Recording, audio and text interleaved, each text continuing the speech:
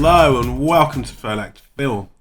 Today we're going to be looking at some of the book adaptations, sci-fi book adaptations that have been turned into film in the coming years. Here with me is Todd James. Hello. And I'm James Forbes. Hello, James Forbes. I hope a few of these you haven't heard, Todd. Okay. So I'll be presenting this time round. So we've got the big one, which is coming out next year actually, 2017. Okay. Ready Player One. Okay. You've heard of this one? I do know about this, yeah. Steven Spielberg has been attached. Since the dawn of time. Yeah, he's been attached, and he's going to be doing this film. And the basic concept of Ready Player One is a kid kind of goes into a video game. It's like a virtual reality 80s video game. So there's going to be a lot of 80s references and a lot of famous characters may include. Well, famous franchises may include. Right. Yeah. What do you think about that? I don't know too much about it, but you can't deny the talent involved. Yeah. You can't deny people like you and I are going to find it, at least on premise alone, good enough to buy a ticket. Yeah. Yeah. It is. It's Steven Spielberg has kind of avoided big films. Is that right? For a little while. Like blockbusters, yeah. He's done films that have been really successful. I think that he's found it boring. It's like, I've done that. What next? No, I think he just does what he wants when he wants to. And this film comes on his table and he's like, yeah, all right. Yeah. I mean, he's doing this year the BFG, which is going to be that's a big yeah. film. That's quite a big film. So maybe he is getting back into sort of the age of the blockbuster. Do it, Stephen. We love you. I'll watch Ready Player One for sure. The next one on the list, The Moon is a Cruel Mistress. Have you heard of this one? No.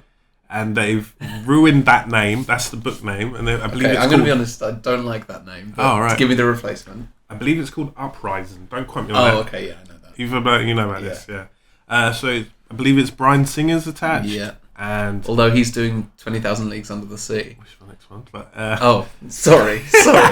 That's fine. It's fine. Yeah, he's attached to quite a bit. He's quite popular at the moment. Yeah. But this film, Moon is a Cruel Mistress, is about the idea that they've turned the moon into a prison, and they send the worst criminals there, and how then they uprise.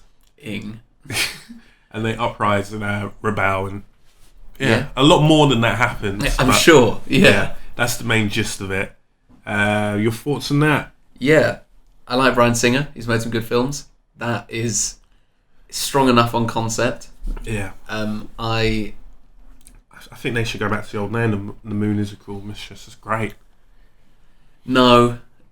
No, because what you got to think is, because this is going to be, imagine walking up to the cinema and being like, can I get 2 tickets for The Moon is a Cruel Mistress, please? It doesn't feel right in the mouth. Okay, fair enough. But yeah. Okay. It's just sort of the next adaptation of Escape from New York. Yeah. Only like amped up on the moon. On the moon. And then, like you mentioned as well, 20 Leagues Under the Sea. 20,000 Leagues. 20,000. 20 Leagues, not that bad. That's fine, yeah. Where they go down and there's a whole new world underneath where we're all living. Pretty much. Again, Bryan Singer's been attached. No actor's been attached as I don't think so, no. Yeah. I love the old one. Yeah. How many have there been now? Has there been 2? I don't. Well, there's been a few. Because it's Captain Nemo and the Nautilus, right? Yeah. Yeah. So there are other films with that character and that stuff. Okay. Like Mysterious Island, which I also bloody love. Yeah. But I think it will be the first time. I might be wrong, but I think this is the first time there's been like a straight adaptation. And again, it's one of those things that it's primed to be made now.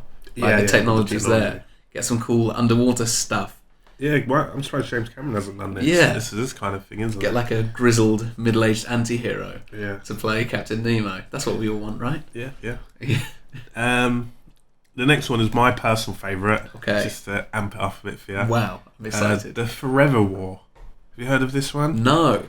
It's featuring Channing Tatum. Great, I'm sold. So it's the idea in science, but in the world, if you travel great distances at a fast speed, near to the speed of light, you also there's a time dilation effect that happens. Mate, know all about it. Know all about it. I've seen Interstellar. I've bloody invented it, mate. Right. So there's a war between humans and aliens. Okay. They send a bunch of soldiers to fight in this war. Yeah. By the time they arrive at there and they fight the war and win it, when they come back, thousands of years have gone past on Earth. Okay. So to them, it's only been a year or 2 years. Yeah. But back on Earth, it's been 1,000 years have gone. Oh, so when this is great, isn't it? Yeah, I really like it already. And so when they come back to Earth, obviously they are completely disconnected with this new world. They have no understanding of the new technologies and everything like that. And it's a kind of, this is when science fiction becomes great, is when it is just an imitation of our reality and kind of exaggerating what the world is to a point where it's like, oh, well, that's far-fetched. You're like, wait a second, that's our world. Yeah. Right. Like props to Hunger Games, they did that kind of thing of like, oh my god, watching kids kill each other. Oh yeah, reality TV. Yeah. Oh right, yeah. And Shannon Tatum's been signed on, and I don't know about the director. That's all we know at the moment. No, that is, like you said, I love when the best thing about science fiction is when they do so that I feel like as a genre it can tell stories nothing else can tell. Yeah. And this is like the prime example. So at the beginning, we're going to get this awesome alien killing space battle thing, and then we're going to get how do I live in a world where I'm 1,000 years behind? Yeah. Like in my mind, I'm a war hero. In their minds, they're like, I don't know who this person is. Yeah, and it's that kind of thing because attitudes change. So you might have been a war hero as you left, and you come back, and everyone's like, I thought that war was unjust, and it gets picked apart. Yeah, we can do that now today with World War 1 and 2. We can pick not apart. So much 2, right? But we can pick apart the allies and like, well, maybe they did this and they shouldn't have done that, and blah blah blah. And people's attitudes change because they don't have that impending threat of an alien invasion. Yeah, it's hard to associate with it. Yeah, so that to me seems great. It's on my to-read list as well. The film version, of course. Unconfirmed, yeah. Okay. The book is out currently, but like all of these are book adaptations. They didn't adapt a book before it's been written. Right. That'd be, wow, that's going to happen though. The next one is Time Salvager. Okay. Keep going. Attached is Michael Bay. Oh, great. I'm sold already. Yeah. So the films I'm listing on this list should be out within 2016, 17, at the latest 18. Okay. So it's soonish. Right. So Michael Bay, time traveller, criminal. So this guy is a criminal, and his punishment is to save the world. I don't know how they got to that point, but the world is screwed up, and he's been selected to go back in time. I'm assuming it's climate change. I don't know too much about the story, but they're all living in like little eco pods that are solar powered, and access to the planet as a whole is limited. Right. So he needs to go back to stop it all happening. Okay. It's similar to like 12 Monkeys, I suppose, but right, with a Michael Bay on it. Like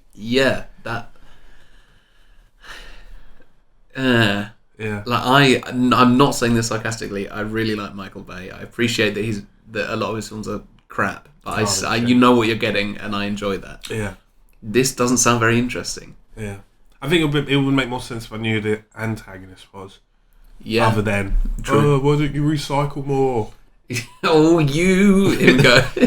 going back in time and just seeing somebody mixing their metals and cardboards. He's like, no, no, like slapping them on the hand. Yeah. But in Michael Bay style, though. Yeah. It's hard to say knowing so little, but yeah. Last one on the list. Okay, save the best for last, eh? I suppose. Well, this one's got the most information. Okay. So my boy Dennis, I can't say his surname. Villeneuve. Yeah, him. Who did Sicario, which is one of my favourite films of last year. Mm-hmm. The film is called Story of Your Life, which is a terrible title. No, I like it. Okay, tell me what it's about. Yeah. It doesn't make sense. Anyway, you've got Amy Adams, and you've got Jeremy Renner. Great. So you've got Lois Lane and Hawkeye. Yeah, that American Hustle reunion. Yeah. So they're they're scientists. One's I can't say the word. Linguistic. Right. Anyway, how weird is that we can't say the word that means? Well, no, I can say it. I didn't know what you were trying to say. Okay. So Amy Adams plays that. Jeremy Renner's scientist. They've received a message from aliens. Perfect. And they're the two that have to decipher the message. They have to decipher the message whether it's a threat or is it peaceful. Oh, man. I don't know why it's called Story of Your Life. Yeah. You know what I mean? That doesn't make any sense. This one deserves a renaming. How about The Moon is a cruel linguist? No, I love that idea. Yeah. I love that idea. I hope the trailer doesn't show me anything else than that. No clues towards the end, like how it's going to wrap up. Yeah. Just like that's the premise. Are aliens coming here to invade or are they peaceful? And I love Dennis's work that he with friends. That he gets to the meat of a lot of subjects with Sicario. Yeah, it's one premise is that it's an action film, but he gets to the meat of it. It's a drama wrapped inside an action film. Yeah. And I feel like this will be... That feels like stakes. Yeah. Do you know, like that, much more than any of the others, that feels like something big is happening here. Yeah.